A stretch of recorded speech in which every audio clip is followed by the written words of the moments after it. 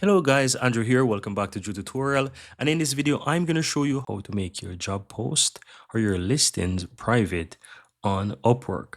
All you have to do is go to Hire Talent on the upper left hand side, and you can click on the option here that says Job Post and Proposals, and you will find your job post. Now, once you find your job post, to make it private, you just want to click the three dots on the right hand side. You can find it, and here it says Make Private. Click on that, and as you will see right there, it says that your job post is now private, right? So this is how you actually do it. And here you will be able to always switch this back if you want to, let's say, not make it private.